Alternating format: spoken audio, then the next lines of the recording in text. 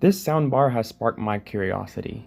It popped up on my Amazon searches, Best Buy is advertising it on their sales floor, and it's a brand that has taken the TV world by storm. Known for having a great price to performance ratio with their televisions, I expected the same with their Dolby Atmos soundbar as well. This is the TCL Alto 9 Plus 3.1 Dolby Atmos soundbar. Emphasis on 3.1 because this is the first soundbar or audio system in general that I've heard of that gives you a Dolby Atmos effect with only 3 speakers. Just like any soundbar, you're given an owner's manual, HDMI cord, optical cable, and remote. This particular soundbar also comes with a mounting template with the supplies to mount as well. This is one of the better remotes I've seen on a soundbar, not because of quality necessarily, but the layout and that all major buttons lie right where your thumb naturally rests and fits in everyone's hand comfortably. Presentation is nothing special, but it is packaged well, so if you're ordering this online, there's a slim chance you'll have any issues upon delivery.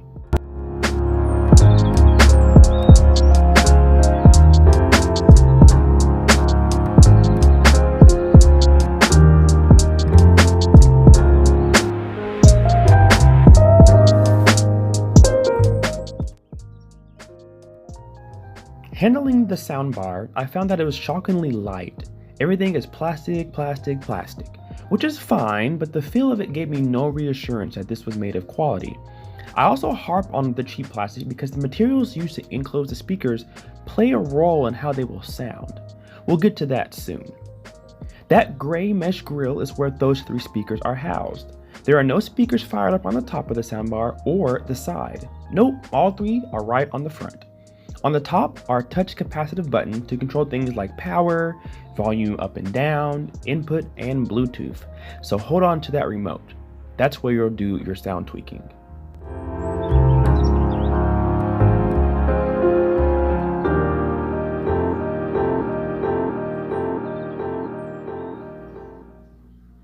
The back side is pretty plain too. 2 holes on either side is where you'll mount the soundbar to the wall, and underneath are rubber feet to keep the soundbar from sliding off your TV stand, reduces vibration, and keeps from scuffing the surface it sits on. This soundbar uses a technology called Ray-Dan's technology that takes what we'll call a curved tunnel that channels the sound and directs it to your nearest sidewalls to give you that surround sound effect. So I assume the left and right speakers face sideways underneath that mesh grill and fire sideways, kind of the same way you would place your hands over your mouth if you were shouting at someone from afar.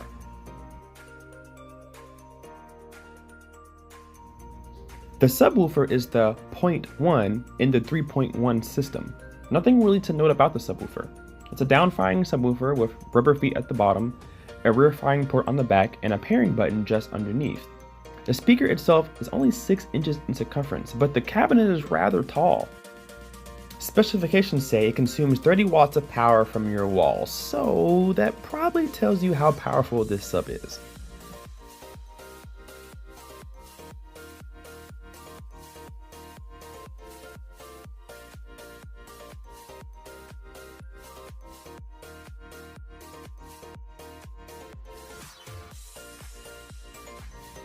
I told you that back panel was pretty plain Jane, or so we thought.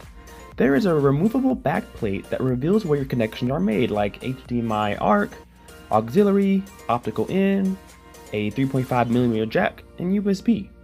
And if your cables are thin enough, you can even put that back plate back on and hide away your cables for a cleaner look.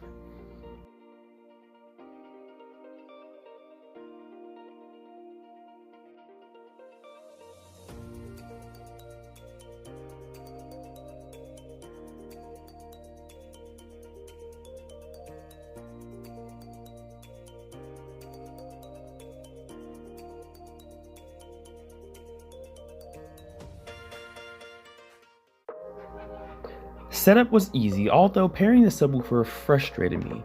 The manual says the subwoofer pairs automatically, but it didn't, and there's nothing in the manual or online that tells you what to do if it does not pair together. I pressed the pair button on the sub and nothing happens. I ended up turning the soundbar on and off for about 15 minutes and eventually it paired. Not fun. But once everything was plugged in and paired, it was smooth sailing from there.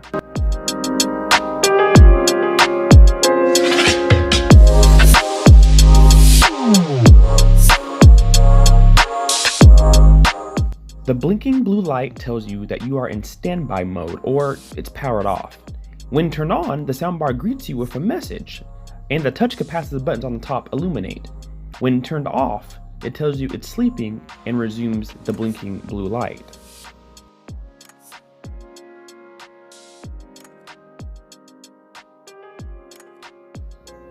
Any adjustments made on the remote is displayed on the soundbar as well. Bass and treble from -5 to +5, mute flashes repeatedly, input selections pop up as you make them. But one weird thing I've noticed is when you turn the volume up or down, it doesn't always show on the soundbar, depending on the input you're on. When watching TV or the HDMI ARC input, volume doesn't show, but with Bluetooth, it did.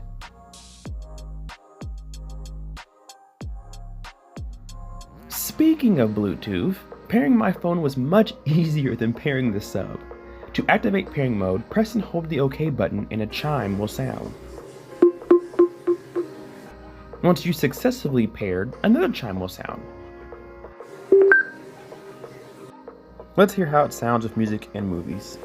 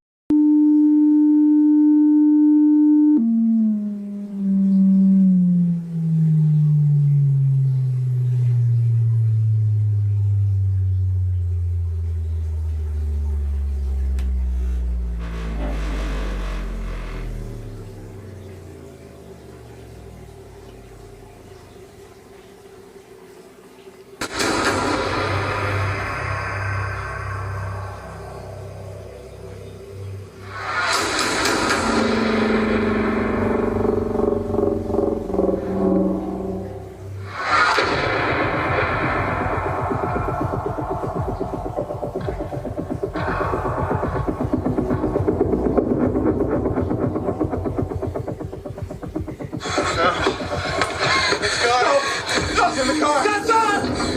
Help me!